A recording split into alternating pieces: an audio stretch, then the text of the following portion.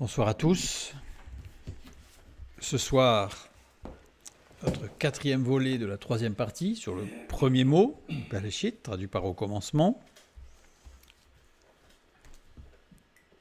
Ce soir, cette partie-là n'est pas nécessairement la suite des deux parties précédentes, 3b, 3c. Donc ceux qui prennent en replay sur YouTube, sur Internet, peuvent la regarder directement. Il manquera quelques petits points, mais on va changer un petit peu de sujet, je dirais, central. Ceci étant, j'invite quand même à regarder la partie 2, surtout la partie 2, pour comprendre le principe avec lequel nous fonctionnons.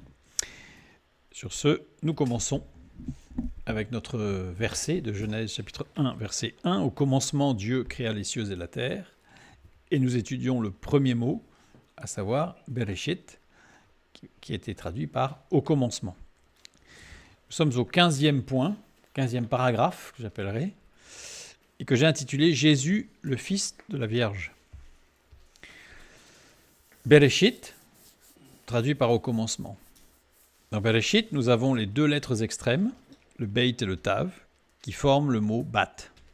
Bat qui veut dire « fille » ou « vierge ». Selon les traductions, mais en tout cas, fille qui n'a pas connu d'homme. Et au milieu, nous avons Rosh, ou Rashi, une autre écriture des trois racines Reish, Aleph, Shin, Yod, les quatre lettres, qui veut dire Rashi, qui veut dire premier principe. Dans Genèse 11, 29, par exemple, nous trouvons le mot Bat. Abraham et Nachor prirent des femmes. Le nom de la femme d'Abraham était Sarai et le nom de la femme de Nachor était Milka, fille d'Haran, père de Milka et père de Jiska. C'est-à-dire fille qui n'a pas connu d'homme. Si je lis directement Bereshit, formé des deux lettres extrêmes Bat, la fille vierge, et Rashi au centre, je peux le lire. Bereshit est formé de la racine Bat, au sein de laquelle se trouve Rashi, le premier, le principe.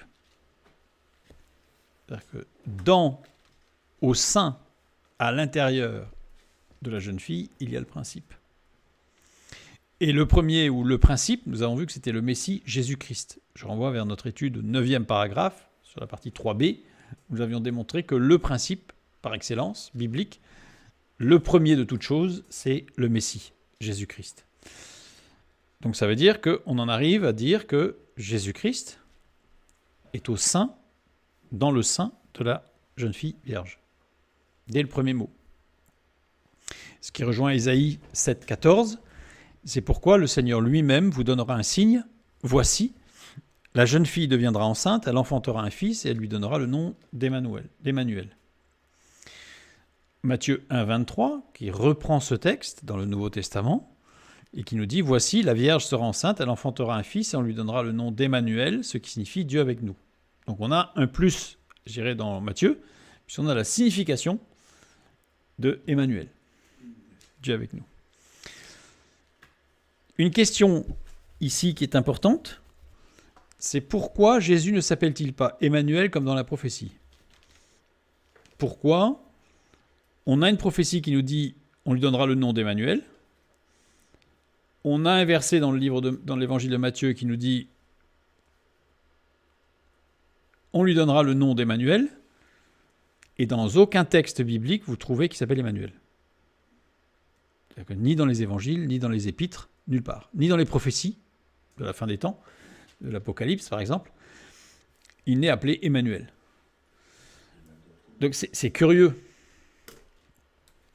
Et ça va être important de comprendre pourquoi. Donc nous faisons un petit écart pour comprendre, parce que ça va nous permettre d'aller encore plus loin dans notre compréhension de ce premier mot, en fait, de la Genèse. Pourquoi Jésus ne s'appelle-t-il pas Emmanuel comme dans la prophétie ? Ésaïe 7,14, je reprends le texte. C'est pourquoi le Seigneur lui-même vous donnera un signe. Voici, la jeune fille deviendra enceinte, elle enfantera un fils, et elle lui donnera le nom d'Emmanuel. Pourtant, il a été appelé Jésus. Et il a été appelé Jésus parce que l'ange a dit qu'il fallait qu'il s'appelle Jésus. Donc, il n'y a pas d'erreur, en fait. Il n'y a pas d'erreur. Yeshua. Alors, dans le texte originel, en hébreu, puisque nous sommes dans le livre d'Ésaïe, donc dans l'Ancien Testament, il n'y a pas le « et », elle lui donnera le nom d'Emmanuel. Il n'y a pas le « et ». Il n'y a pas le « elle » lui donnera le nom d'Emmanuel. Et l'expression, enfin le verbe qui a été traduit par « lui donnera », c'est « kara ». Kara qui veut dire être appelé par renommée. Donc déjà, ça veut dire que Kara ne désigne pas forcément un nom, mais plutôt une renommée. Le nom d'Emmanuel, Shem. Shem qui veut dire nom ou qui veut dire aussi renommée. Une certaine logique. Et ensuite, Emmanuel. Emmanuel, en hébreu, Immanuel. Immanuel qui est formé de im, avec, contre, et el en terminaison, el qui est le nom de Dieu. El, l'unique Dieu. Donc, on pourrait traduire Immanuel par « auprès de nous est Dieu », ce qui a été traduit par Matthieu par « Dieu est avec nous ».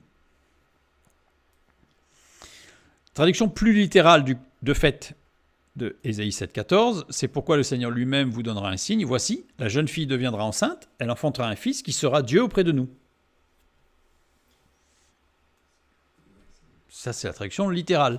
Plus littérale, parce qu'on va voir qu'on va aller encore un peu plus loin, parce qu'il manque encore quelques éléments.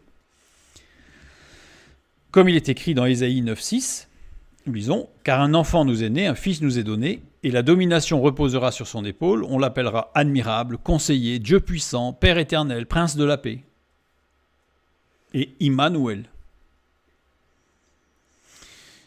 Immanuel a été retranscrit en grec par Emmanuel, pour redonner l'expression hébraïque, qui a donné le prénom Emmanuel. Mais à cette époque-là, le prénom Emmanuel n'existait pas. Donc ce n'était pas un prénom. C'était une expression qui est passée dans l'usage comme étant un prénom. Ce qui est intéressant de souligner, en tout cas de remarquer, c'est que lui donnera le nom d'Emmanuel est conjugué au mode parfait à la troisième personne du singulier féminin. Féminin singulier. Alors, c'est une remarque importante, parce que le parfait indique une action unique et non répétée. Nous sommes dans une prophétie. Le parfait, en général, donne une action terminée dans le passé. Mais là, comme c'est une prophétie, cela décrit une action unique. C'est-à-dire que ce terme, Immanuel, ne lui sera donné qu'une seule fois. Donc déjà, on comprend qu'il n'a pas été répété dans les évangiles et dans les épîtres, puisque la prophétie dit que ce ne sera qu'une seule fois. Mais par contre, ce qui est surprenant, c'est que ce verbe est conjugué à la troisième personne du singulier féminin, féminin singulier, décliné au féminin. Donc le seul élément dans cette phrase qui permet de dire que la conjugaison soit au féminin, c'est « elle enfantera un fils ». Et « elle » annoncera une seule fois Immanuel. C'est pas on, c'est pas des gens, c'est pas des apôtres, c'est celle qui enfantera, c'est celle-là qui prononcera, qui annoncera ça. Immanuel. C'est surprenant, puisque Marie a-t-elle prêché Christ? Non. Non, en tout cas pas comme ça. Regardons dans les évangiles ce qui se passe. On va être obligé de survoler assez rapidement, parce que là il y a des éléments qui sont extrêmement importants, comme on va le voir. Luc chapitre 1, les versets 26 à 39. J'aime particulièrement, j'aime tous les évangiles parce que ce sont des facettes du ministère de notre Sauveur qui sont extraordinaires. Mais Luc, ce que j'apprécie chez Luc, c'est sa précision. Luc étant un médecin grec, de formation grecque, il emploie des termes médicaux très précis. Dans certains de ses textes, quand il parle de malade ou de guérison, le vocabulaire choisi est, dans certains cas, un vocabulaire technique, médical de l'époque, qui décrit très précisément une pathologie, puisque c'était un médecin. Lisons. Au 6e mois, l'ange Gabriel fut envoyé par Dieu dans une ville de Galilée, appelée Nazareth, auprès d'une vierge fiancée à un homme de la maison de David, nommé Joseph. Le nom de la vierge était Marie. L'ange entra chez elle et dit « Je te salue, toi à qui une grâce a été faite. Le Seigneur est avec toi. » Troublée par cette parole, Marie se demandait ce que pouvait signifier une telle salutation. L'ange lui dit « Ne crains point, Marie, car tu as trouvé grâce devant Dieu. Et voici, tu deviendras enceinte et tu enfanteras un fils et tu lui donneras le nom de Jésus. » Là, on voit bien, c'est Jésus. « Il sera grand, il sera appelé Fils du Très-Haut et le Seigneur Dieu lui donnera le trône de David, son père. Il régnera sur la maison de Jacob éternellement et son règne n'aura point de fin. » Marie dit à l'ange « Comment cela se fera-t-il, puisque je ne connais point d'homme ?» L'ange lui répondit « Le Saint-Esprit viendra sur toi et la puissance du Très-Haut te couvrira de son ombre. C'est pourquoi le saint enfant qui naîtra de toi sera appelé Fils de Dieu. Voici, Élisabeth, ta parente, a conçu elle aussi un fils en sa vieillesse, et celle qui était appelée stérile est dans son 6e mois.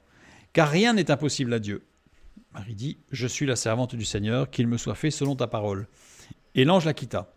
Dans ce même temps, Marie se leva et s'en alla en hâte vers les montagnes dans une ville de Juda.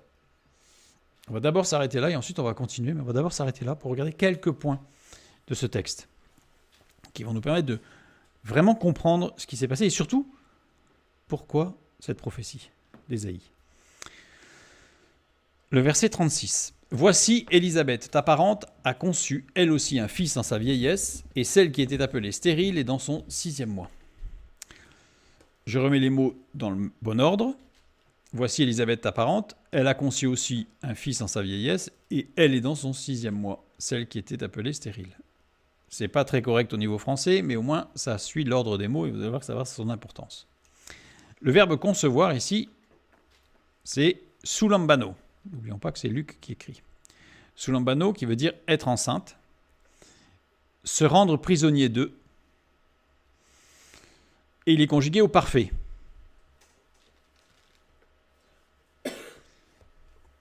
Ça veut dire quoi au parfait? Ça veut dire que l'action est terminée. Ça veut dire que l'action est terminée.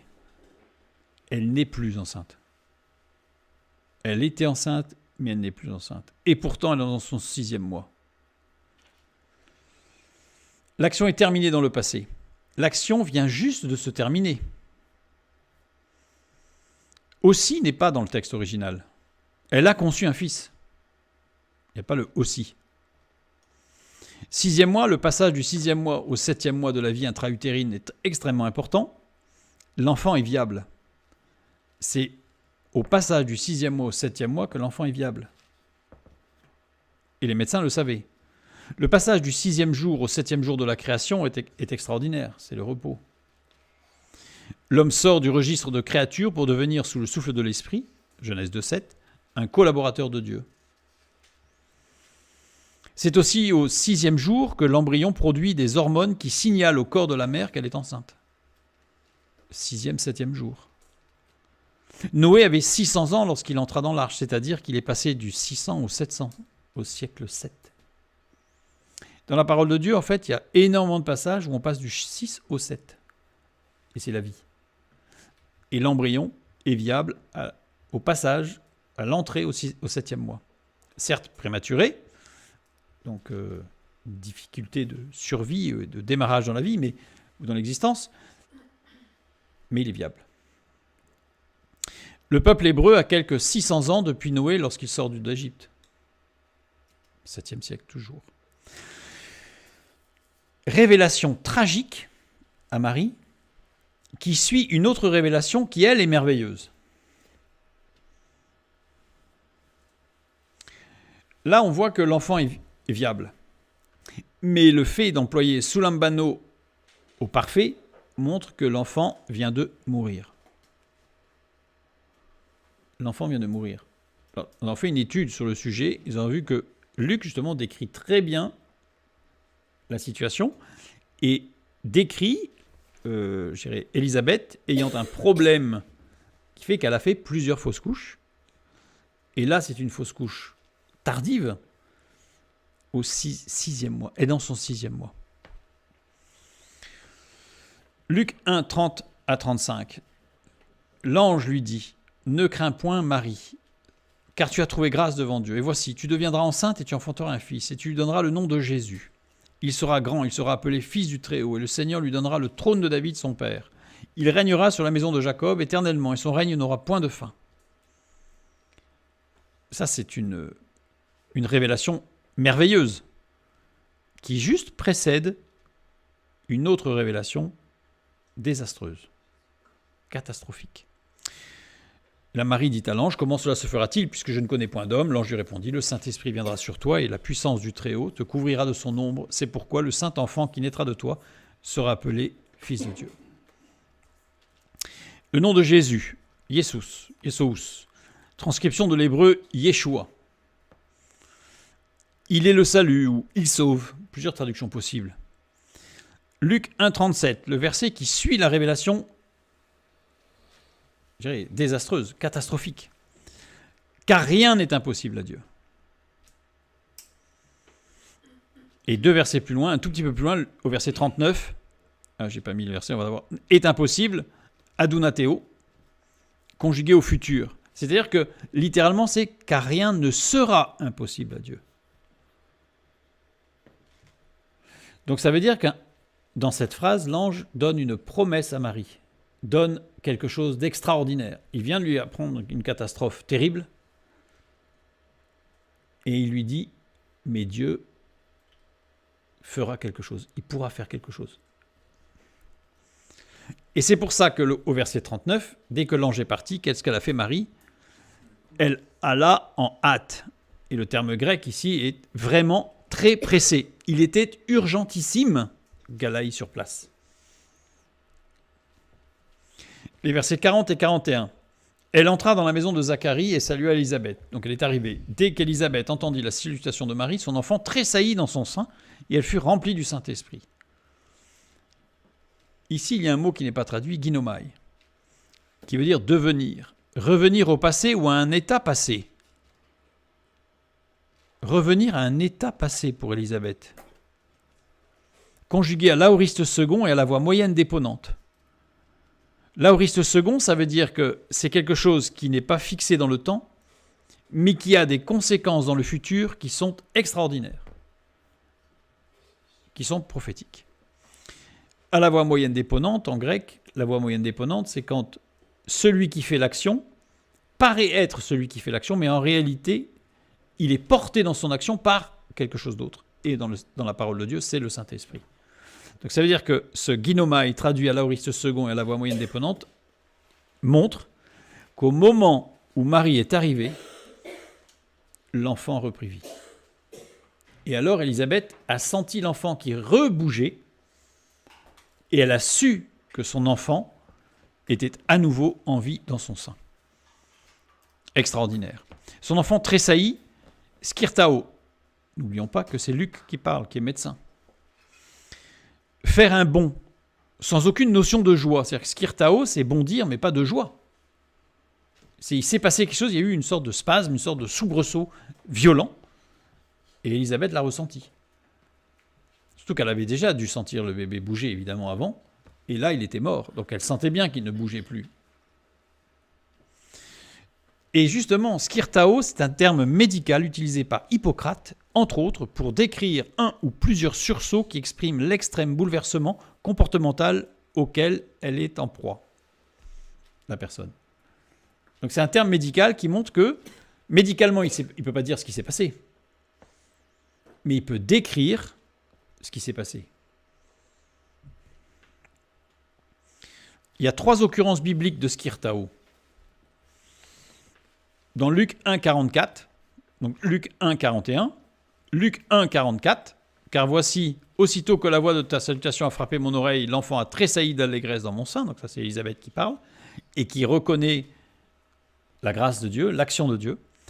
Et Luc chapitre 6, les versets 22 et 23, « Heureux serez-vous lorsque les hommes vous haïront, lorsqu'on vous chassera, vous outragera et qu'on rejettera votre nom comme infâme à cause du Fils de l'homme. Réjouissez-vous en ce jour-là et tressaillez d'allégresse. » En réalité, ce n'est pas tressailler d'allégresse qu'il faudrait traduire. C'est ressentez cette action de vie du Saint-Esprit qui vous transforme en fait. Mais il n'y a pas cette notion de joie. Parce que votre récompense sera grande dans le ciel, car c'est ainsi que leur Père traitait les prophètes. Et on comprend mieux ce texte d'ailleurs de Luc 6, parce que comment pouvons-nous tressaillir de joie lorsque quelqu'un nous outrage, nous salit et nous persécute? Ce n'est pas possible, et ce n'est pas ce que dit le texte. Le texte, c'est au contraire, c'est de dire, il ne parle pas de joie, ici dans tressaillir d'allégresse, mais c'est plutôt ressentez cette transformation de vie par le Saint-Esprit qui vous permet d'aller plus loin. En tout cas, ce qu'on remarque, c'est que les 3 occurrences bibliques sont uniquement chez Luc. Médecin. Donc, c'est-à-dire que littéralement, je pourrais dire « Heureux serez-vous lorsque les hommes vous haïront, lorsqu'on vous chassera, vous outragera et qu'on rejettera votre nom comme infâme à cause du Fils de l'homme. Réjouissez-vous en ce jour-là et revenez à la vie en exprimant l'extrême bouleversement existentiel en considérant que votre récompense sera grande dans le ciel. » Voilà, ça serait une traduction plus proche du texte. Ce qui change un peu par rapport à tressaillir d'allégresse. Je renvoie vers l'étude sur Marie allant hâte visiter Élisabeth, où tout ça est beaucoup plus détaillé. Là, j'ai fait un résumé rapide pour qu'on comprenne ce qui se passe. Ouais, il manque Luc 1, 46a. Ça doit être 52, je ne sais plus. Et Marie dit « Mon âme exalte le Seigneur et mon esprit se réjouit en Dieu, mon Sauveur, parce qu'il a jeté les yeux sur la bassesse de sa servante. » Donc là, on est après ce miracle extraordinaire. Car voici, désormais, toutes les générations me diront bienheureuse, parce que le Tout-Puissant a fait pour moi de grandes choses. Son nom est saint, et sa miséricorde s'étend d'âge en âge sur ceux qui le craignent. Il a déployé la force de son bras. Il a dispersé ceux qui avaient dans le cœur des pensées orgueilleuses. Il a renversé les puissants de leur trône. Il a élevé les humbles. Il a rassasié de biens les affamés, et il a renvoyé les riches à vide. Il a secouru Israël, son serviteur, et il s'est souvenu de sa miséricorde, comme il avait dit à nos pères, envers Abraham et sa postérité pour toujours. Ça, c'est une parole de Marie après ce miracle vécu auprès d'Élisabeth. Et rappelons-nous de Ésaïe 7,14, c'est pourquoi le Seigneur lui-même vous donnera un signe. Voici, la jeune fille deviendra enceinte, elle enfantera un fils et lui donnera le nom d'Emmanuel. On a vu que lui donner, c'était Kara, conjugué au parfait à la 3e personne singulier féminin, action unique et non répétée. Elle, c'est celle qui est enceinte, celle qui enfantera ce fils extraordinaire, qui va annoncer cette merveille, Immanuel. On a vu que Immanuel, c'est avec, mais ça peut vouloir dire aussi contre. Elle, Dieu, deviendra enceinte. Voici, la jeune fille deviendra enceinte. Arrêt. Arrêt, enceinte. C'est un adjectif. Ce n'est pas un verbe. C'est pas la jeune fille deviendra enceinte, c'est la jeune fille enceinte. Elle enfantera Yalad. Yalad qui veut dire porter un enfant quand il est conjugué au radical, ce qui est le cas ici. Produire, façonner. Mais il est conjugué au mode participe. Au mode participe, ça veut dire littéralement en portant un enfant.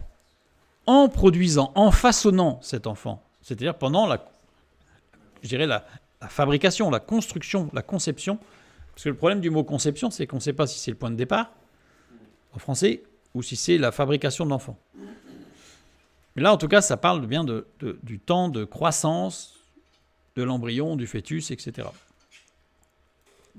Donc, cette phrase, en fait, d'Ésaïe 7,14 devrait plutôt être traduite par « C'est pourquoi le Seigneur lui-même vous donnera un signe. Voici, la jeune fille enceinte portant un fils annoncera une seule fois, parce que c'est au parfait, qu'il sera Dieu avec et ou contre nous. Immanuel. » Et c'est ce qu'a fait Marie. Puisque dans la phrase telle qu'elle est traduite, parce que ce n'est pas le sujet de ce soir, donc je n'ai pas tout repris, mais on a l'impression qu'elle parle de l'éternel Dieu. En réalité, elle parle du Messie. Quand on dit « avec », puisqu'elle reprend « son nom est saint et miséricordieux, s'étend d'âge en âge sur ceux qui le craignent. Il a élevé les humbles, il a rassasié de biens les affamés, il a secouru Israël son serviteur, il s'est souvenu de sa miséricorde, comme il l'avait dit à nos pères, envers Abraham et sa postérité pour toujours. Mais il peut être aussi contre nous. Pourquoi ? Parce qu'il a déployé sa force, la force de son bras, il a dispersé ceux qui avaient dans le cœur des pensées orgueilleuses, il a renversé les puissants de leur trône, il a renvoyé les riches avides. Jésus est venu avec l'amour, mais aussi la justice. Et donc là, en fait, on voit que Marie a exactement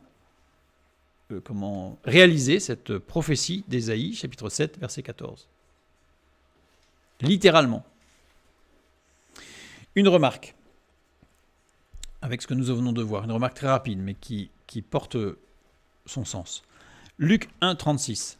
Nous avons lu que, littéralement, voici Élisabeth, ta parente, elle avait conçu un fils en sa vieillesse et elle est dans son 6e mois, elle qui était stérile. Celle qui était stérile. Donc on voit, elle avait conçu, mais elle est dans son 6e mois, en fait, il y a la mort de l'enfant. Luc 1, 40 et 41, elle entra dans la maison de Zacharie et salua Élisabeth. Dès qu'Élisabeth entendit la salutation de Marie, son enfant tressaillit dans son sein et elle fut remplie du Saint-Esprit. Donc on voit qu'à sa venue sur terre, le Fils de Dieu a redonné la vie. Le premier miracle issu de l'incarnation, c'est la vie. Il a redonné la vie à Jean, dans le sein de sa mère. Romains 5, 8, nous lisons « Mais Dieu prouve son amour envers nous, en ce que lorsque nous étions encore des pécheurs, Christ est mort pour nous. » Jean 3, 16 « Car Dieu a tant aimé le monde qu'il a donné son Fils unique, afin que quiconque croit en lui ne périsse point, mais qu'il ait la vie éternelle. Il est venu sur terre pour donner sa vie, afin que plusieurs aient la vie éternelle. » Jean 27, 50 à 52 « Jésus poussa de nouveau un grand cri, il rendit l'esprit. Et voici, le voile du temple se déchira en deux, depuis le haut jusqu'en bas, la terre trembla, les rochers se fendirent, les sépulcres s'ouvrirent et plusieurs corps des saints qui étaient morts ressuscitèrent. À son retour auprès du Père, le Fils de Dieu a redonné la vie. » La signature du Fils de Dieu, c'est la vie. Il a dit « Je suis la vie ». Il est venu, il a donné vie. Il a donné sa vie pour que plusieurs aient la vie éternelle, ceux qui acceptent le salut. Et quand il est reparti, il a encore donné vie. « 15e point, maintenant passons au 16e point. Jésus, Fils de Dieu et de la Vierge. C'était le Fils de la Vierge, maintenant c'est Fils de Dieu et de la Vierge. Bereshit, toujours, au commencement. Nous avons Rosh.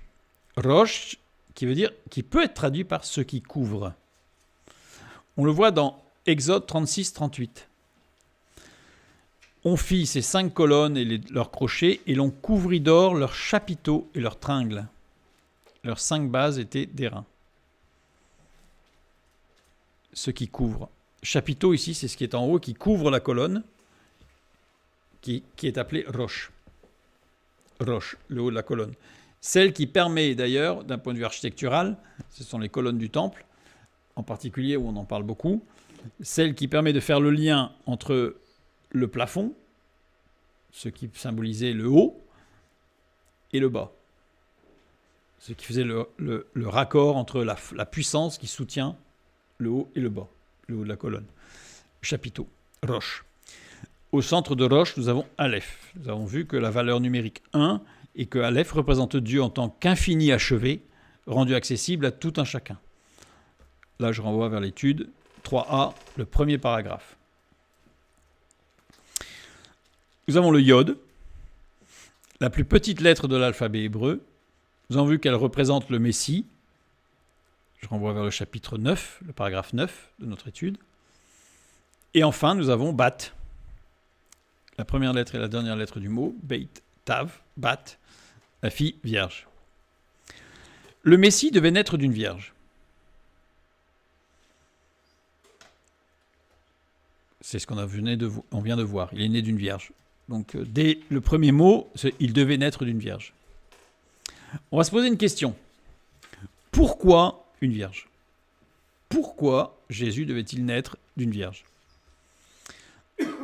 Luc 1, 26, 27, 30, 31, 34 et 35, c'est le texte. On voit l'ange Gabriel fut envoyé par Dieu dans une ville de Galilée appelée Nazareth, auprès d'une vierge fiancée à un homme de la maison de David, nommé Joseph. Le nom de la vierge, comme si on n'avait pas compris qu'elle était vierge, donc on insiste, le nom de la vierge était Marie, etc. L'ange lui dit, ne crains point Marie, car tu as trouvé grâce devant Dieu, et voici, tu deviendras enceinte, et tu enfanteras un fils, et tu lui donneras le nom de Jésus. Marie dit à l'ange, comment cela se fera-t-il, puisque je ne connais point d'homme, je suis vierge.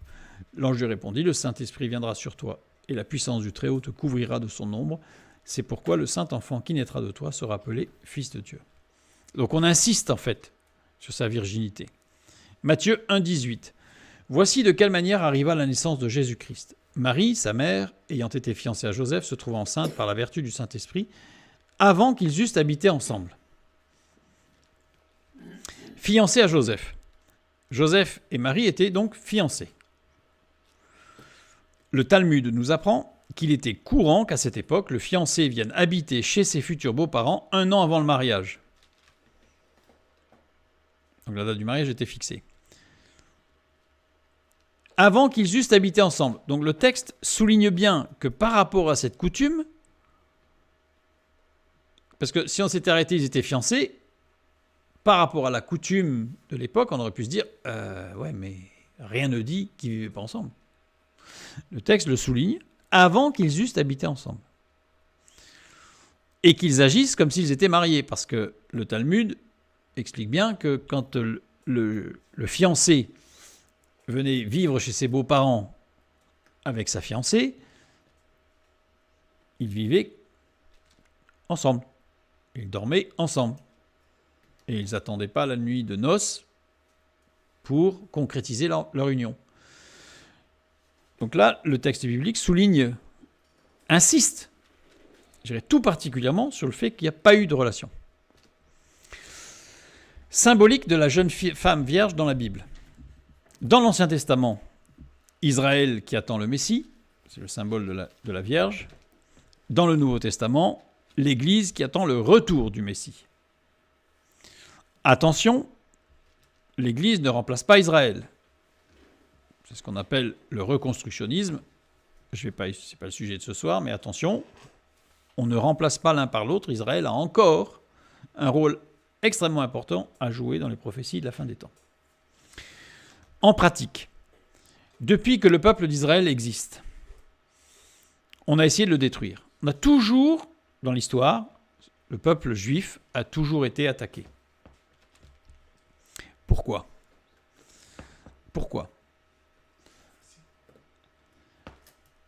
Dieu avait prévu le moyen du salut depuis la fondation du monde. On l'a vu déjà et on va continuer à le voir. Et tout l'Ancien Testament montre bien que le salut vient du peuple juif. Donc, on a une lecture, personnellement que j'ai eue pendant des années, évidemment, comme tout le monde, à savoir que Satan se déchaîne sur le peuple juif pour essayer de faire disparaître le peuple juif pour que le Messie ne puisse pas naître. Mais cette lecture impose de limiter Dieu dans sa capacité, dans sa souveraineté. Or, Dieu est souverain. Donc, ça veut dire que si le peuple juif a été attaqué de tout temps et dans tous les sens, c'est que Dieu l'a conduit ainsi. Et non pas Satan qui se déchaîne et Dieu qui fait ce qu'il peut pour sauver le peuple, pour sauver Jésus, évidemment. Donc, il faut avoir une autre lecture. Il ne fallait pas que le peuple d'où sortirait le Messie ne soit manifestement supérieur aux autres. Parce que si Jésus était sorti d'un peuple qui avait toujours été vainqueur, qui avait toujours été le plus fort, on aurait pu dire, en fait, c'est logique, c'est le plus fort. Or non. Non, la puissance de Dieu s'accomplit dans la faiblesse. Justement. Donc ça souligne le fait que le Messie n'est pas sorti d'un peuple manifestement supérieur aux autres. Les Grecs, puis les Romains ont essayé de le rendre impur. Dans les derniers temps, avant la venue du Messie, chaque jeune fille devait passer entre les mains, j'ai mis entre guillemets, mais de généraux avant de se marier. Alors, ce n'était pas systématique. On m'a demandé quelles étaient mes sources. Talmud et des écrits de Flavius Josephe, et il me semble, là de mémoire, mais il y a déjà ces deux-là, ça c'est sûr, et il me semble qu'il y a Pline le Jeune ou Pline l'Ancien aussi. Donc c'était pas systématique. C'était pas systématique, mais entre quelque part, c'était largement toléré et accepté. Alors évidemment, pas dans toutes les bourgades, c'est comme le fameux droit de cuissage chez les seigneurs en France. On en a fait beaucoup un grand état, mais les traces historiques montrent que c'était que quelques seigneurs, ça reste abominable, nous sommes d'accord, mais ce n'était pas généralisé. C'est-à-dire que c'était quelques seigneurs. Et donc, par rapport à Israël et les généraux romains essentiellement, il y avait quelques généraux qui pratiquaient ce genre de choses abominables, mais pas tous non plus. Faut rester mesuré et juste. Toujours est-il qu'il fallait que la naissance du Messie soit manifestement, miraculeusement conduite. Parce que dans tout cet état d'impureté, de coutume, où le fiancé et la fiancée, disons, vivaient ensemble avant le mariage, etc., avant l'union totale, il fallait manifestement, il fallait montrer, il fallait prouver le miracle, la protection de Dieu surtout, sur cette lignée, parce que je renvoie vers l'étude sur les questions qui entourent la naissance de Jésus, où on parle vraiment d'énormément d'éléments qui montrent l'aspect miraculeux de l'union de Marie et de Joseph. Marie était donc vierge. Marie n'était pas encore mariée. Marie et Joseph ne vivaient pas ensemble. Marie n'avait pas été souillée par un militaire romain. C'est important parce que le Talmud de Babylone, qui a été compilé au VIe siècle après Jésus-Christ, donc tardivement, tente de superposer deux personnes, Panthéra, qui serait un deuxième nom de Joseph, a priori on en est quasiment sûr, il avait un autre nom romain, latin, Joseph, c'était Panthéra, donc le père légal de Jésus, puisque nom génétique, et un autre homme qui s'appelait Pandéra, nom d'un militaire romain, donc le R, romain, en remplaçant Panthéra par Pandéra dans les exposés qui parlent de Jésus, celui qui guérissait. Parce que le Talmud de Babylone parle de Jésus, celui qui guérissait, et qui avait des disciples qui le suivaient. Donc en fait, il est décrit. Et on a même des citations de l'évangile de Matthieu dans le Talmud de Babylone. J'en ai lu au moins 2. Donc j'ai mis la référence où, je dirais insidieusement, on essaye de remplacer Panthéra par Bandéra pour dire que Jésus n'est plus le fils de Panthéra, mais le fils de Bandéra, c'est-à-dire le fils d'un officier romain qui aurait... Oui, Panthéra, oui. Enfin, je recommence. Le Talmud veut souligner que Jésus n'est pas le fils de Panthéra, mais le fils de Pandéra. Donc cet officier romain qui aurait usé de son droit sur Marie, et pour essayer de justifier de fait que Jésus était un bâtard. Voilà. Alors ça a été écrit au VIe siècle, donc c'est très tardif, et ça ne prend pas en compte tous les écrits antérieurs qui manifestement montrent Jésus comme étant bien le père de Joseph ou Panthéra. Par ailleurs, vous pouvez être certain que les pharisiens ne se seraient pas gênés à l'époque de Jésus pour lui dire qu'il était un homme impur d'un point de vue de la race juive pour se permettre de rentrer dans le temple et d'enseigner la parole dans les synagogues, ou dans le temple. Voilà, fermons la parenthèse.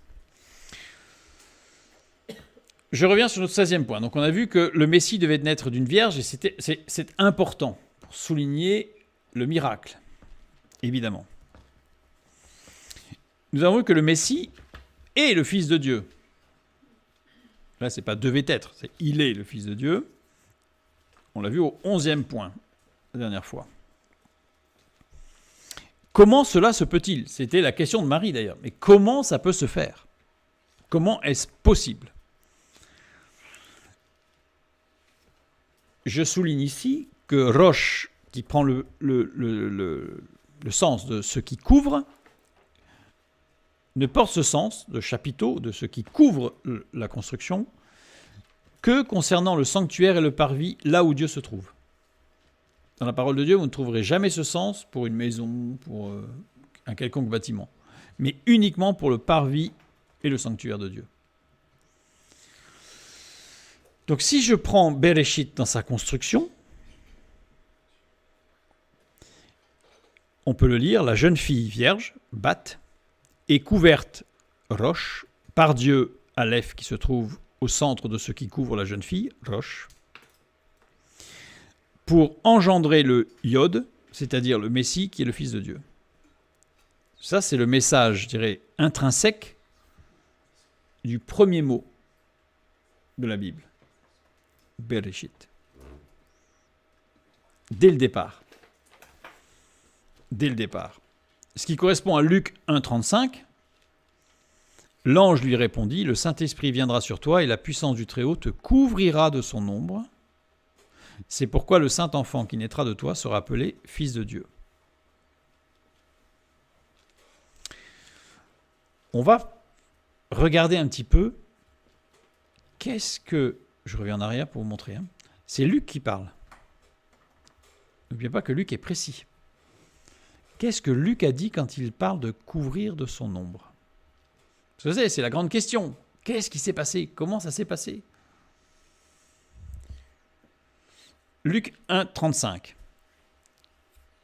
Ce verset, avec cette expression « Et la puissance du Très-Haut te couvrira de son ombre ». Couvrir de son ombre, alors je ne vais pas étudier tout ce texte parce que je vais étudier juste le verbe qui est traduit par couvrir de son ombre, parce qu'il faudrait voir la puissance du Très-Haut aussi, parce que ce n'est pas le Saint-Esprit, c'est la puissance du Très-Haut. Le Saint-Esprit viendra sur toi et la puissance te couvrira. C'est deux choses différentes, mais bon, ce n'est pas le sujet de ce soir. Couvrira de son ombre.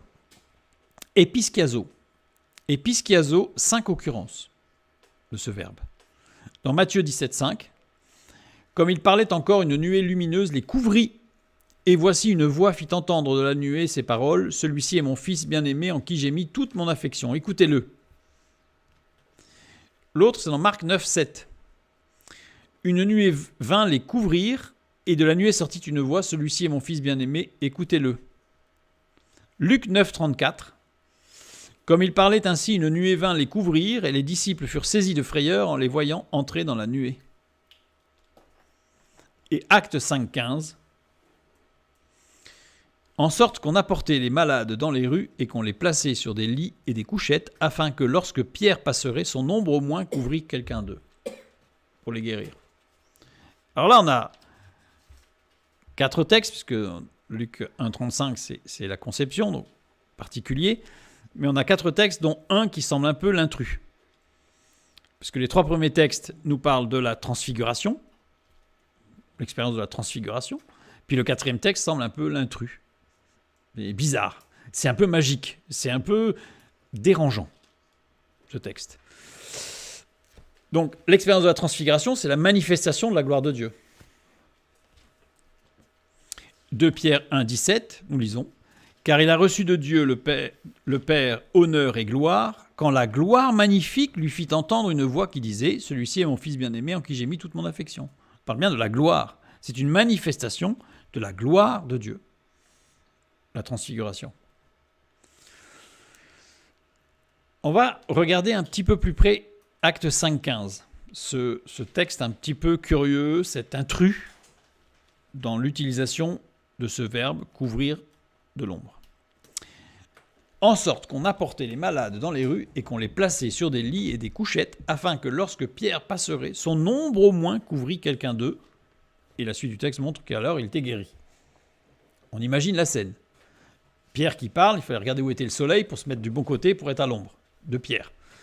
En espérant que ce soit assez tôt le matin ou assez tard le soir pour que l'ombre soit la plus longue possible et qu'on puisse au moins espérer que s'il levait les bras, on pouvait avoir l'ombre de sa main. Vous voyez, j'essaye de montrer que cette scène, telle qu'on l'imagine, semble pour le moins ubuesque.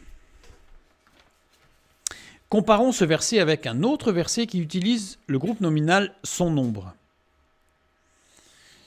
Marc 4, 32.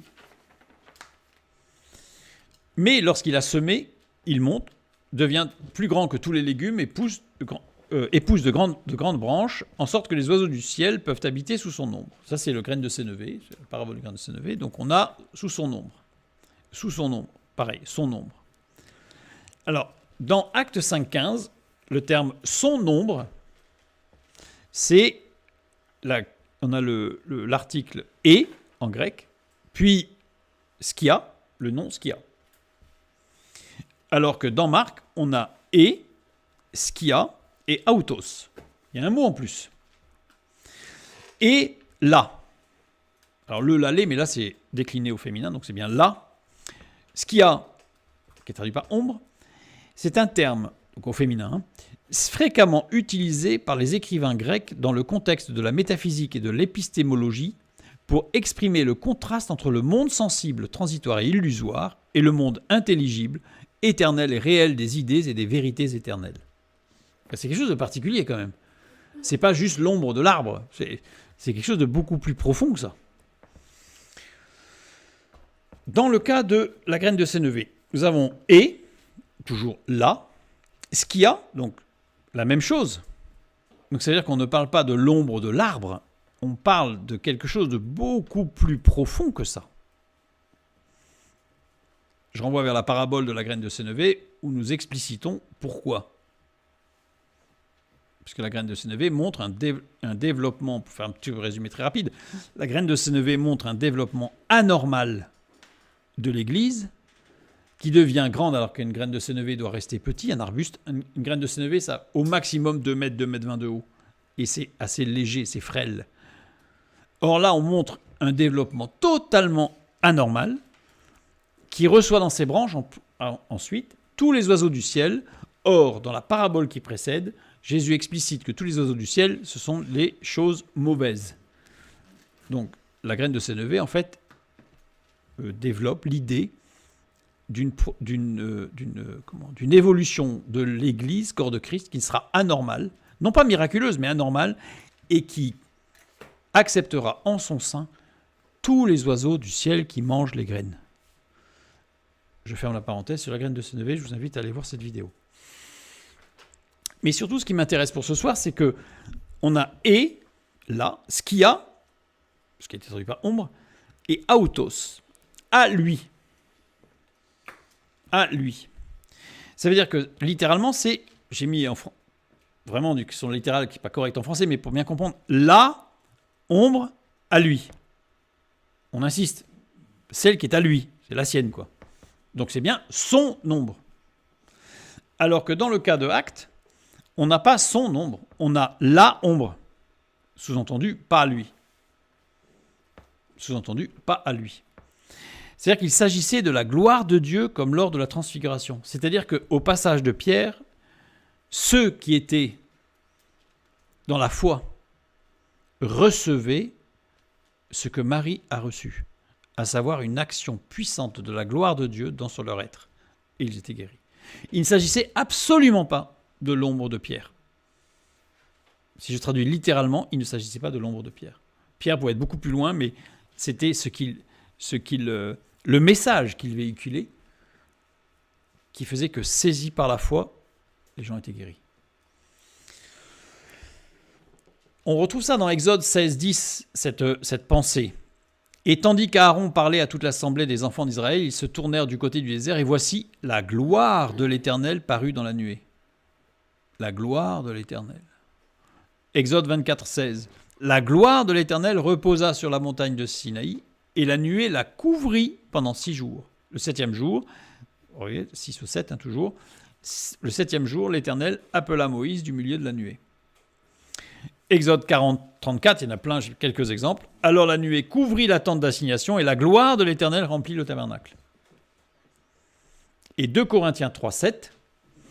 Or, si le ministère de la mort gravé avec des lettres sur des pierres a été glorieux, au point que les fils d'Israël ne pouvaient fixer les regards sur le visage de Moïse à cause de la gloire de son visage, bien que cette gloire fût passagère. On parle toujours de la gloire de Dieu. Il s'agissait de la gloire de Dieu comme lors de la transfiguration, comme lors des échanges entre Dieu et Moïse sur le mont Sinaï, comme lors de l'expérience d'Élisabeth à la résurrection du fœtus, du bébé, comme Marie, pour qu'elle devienne enceinte. Une manifestation de la gloire de Dieu qui l'a couverte. Donc je reviens sur ce que nous avons vu. On fait un petit écart pour bien comprendre le passage de Acte 5.15, et maintenant nous l'avons compris. En sorte, si je fais une traduction littérale, je dirais de Acte 5.15, plus littérale parce qu'il y aurait beaucoup d'autres choses à ajouter, mais bon, en sorte qu'on apportait les malades dans les rues et qu'on les plaçait sur des lits et des couchettes, afin que, lorsque Pierre passerait, la gloire de Dieu, manifestation du contraste entre le monde sensible, transitoire et illusoire, et le monde intelligible, éternel et réel des idées et des vérités éternelles, au moins couvrit quelqu'un d'eux, la gloire de Dieu. La gloire de Dieu qui marque. Et remarquez bien ce terme, ce qu'il y a, la gloire de Dieu qui marque le contraste entre le monde sensible. Ça veut dire que la gloire de Dieu ne se manifestera jamais dans l'émotionnel. On n'est pas dans le sensible. Au contraire, la gloire de Dieu, c'est le contraste entre ce qui est sensible, transitoire, illusoire, et ce qui est de l'intelligence éternelle, du réel et de la vérité. C'est profond. C'est profond. La gloire de Dieu ne se manifeste pas dans le sensible, mais dans la vérité éternelle. Et donc, si je reviens maintenant sur cette expérience de Marie, couvrir de son ombre, qui est un seul verbe, episkiazo, c'est épi et skia, justement, qui était un nom qui a été verbalisé, c'est-à-dire on avait mis en forme de verbe.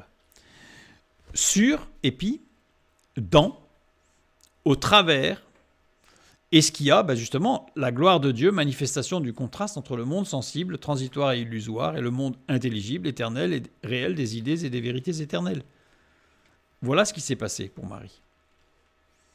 C'est la gloire de Dieu qui s'est manifestée sur elle, en elle, au travers d'elle. Nous avons les 3 axes de la foi, d'ailleurs. Donc, si je reviens sur Jésus, le Fils de Dieu et de la Vierge, je dois juste ajouter que roche portant le sens de ce qui couvre ne s'applique qu'au sanctuaire et au parvis, là où Dieu se trouve, c'est-à-dire que la gloire de Dieu ne couvre pas ceux qui ne lui appartiennent pas.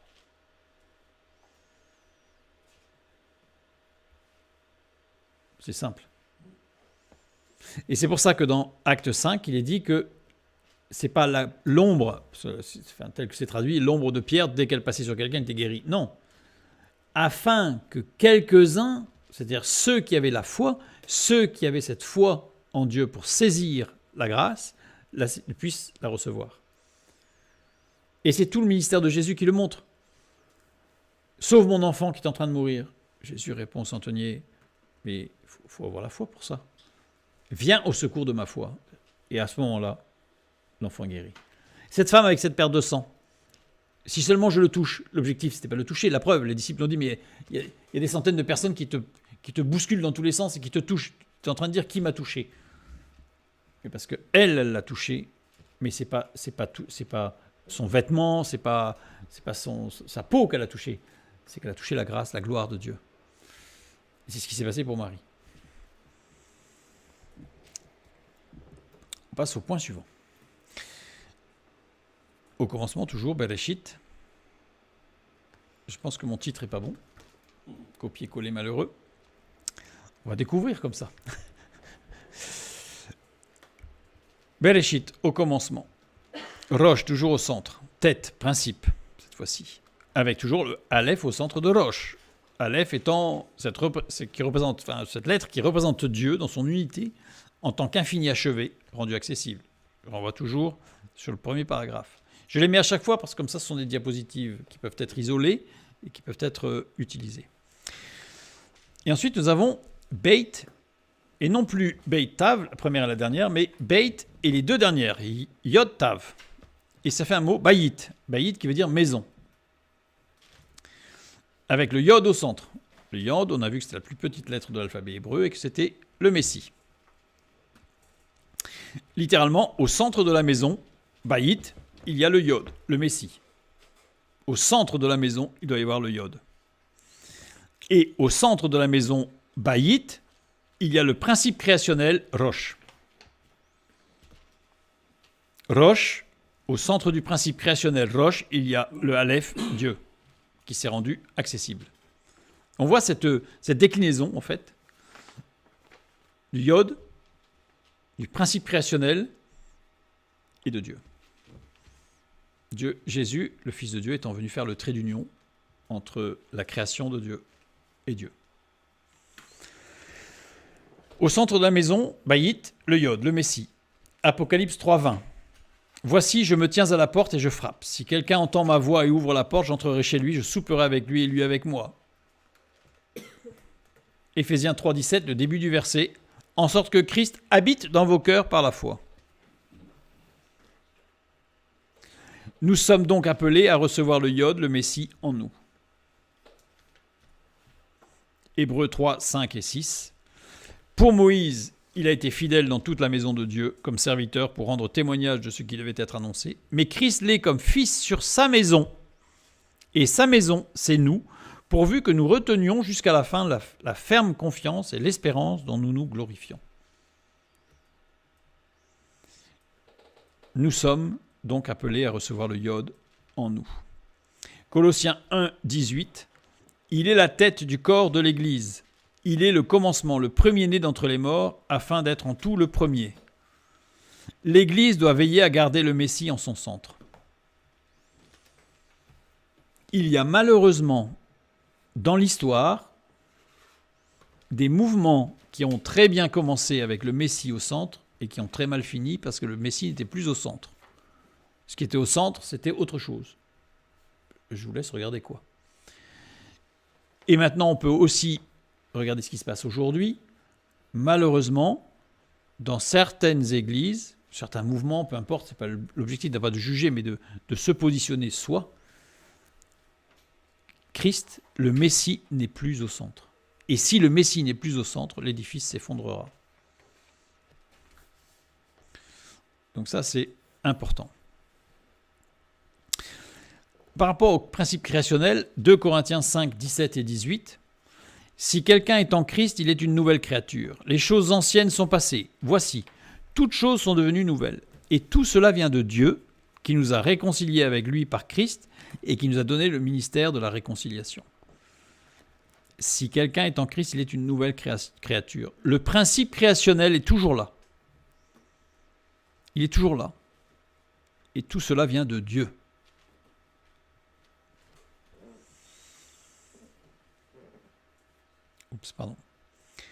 Nous avons le Yod au centre de la maison, annonciateur et révélateur de l'éternel Yahvé, mais Yah. On l'a vu la dernière fois. Dieu qui se manifeste dans l'amour et la relation. Yahvé, comme Alléluia. Et dans le principe créationnel, le Rosh, annonciateur et révélateur de Elohim, le Aleph, au centre. Aleph, Elohim, première lettre de Elohim. Dieu se manifestant dans la justice et la puissance. Nous devons annoncer et révéler l'amour de l'Éternel et la justice d'Elohim. C'est-à-dire que nous devons, en tant que maison de Dieu, à titre individuel, chacun, manifester l'amour de Dieu. Mais pas que. Nous devons aussi manifester la justice de Dieu. Trop souvent, certains s'appliquent à manifester l'amour. Ils s'arrêtent là. D'autres s'appliquent, ou s'évertuent, là on leur dirait presque, à révéler la justice. Et ça s'arrête là. Nous sommes appelés à annoncer et révéler, à manifester l'amour de l'Éternel et la justice d'Élohim, c'est-à-dire Dieu, l'Éternel Dieu. L'Éternel Dieu doit être dans nos vies et doit transpirer de nos vies.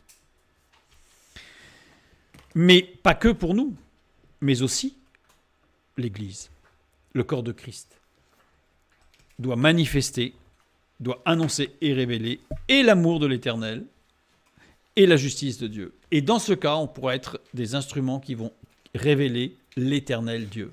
Et c'est comme ça qu'il se manifeste dans toute la parole, l'Éternel Dieu. je terminerai par 2 Timothée 3, 16 et 17. Toute écriture est inspirée de Dieu, dans le moindre détail, et utile pour enseigner, pour convaincre, pour corriger, pour instruire dans la justice, afin que l'homme de Dieu soit accompli et propre à toute bonne œuvre. Et je lirai un autre texte, Proverbe 25, 2, qui nous dit « La gloire de Dieu, c'est de cacher les choses. La gloire des rois, c'est de sonder les choses. » Nous sommes fils de roi. En tant que fils de Dieu, nous sommes fils de roi. Co-héritiers avec Christ. Nous sommes amenés, nous sommes invités à sonder les choses et en particulier les Écritures. Que Dieu vous bénisse et à bientôt.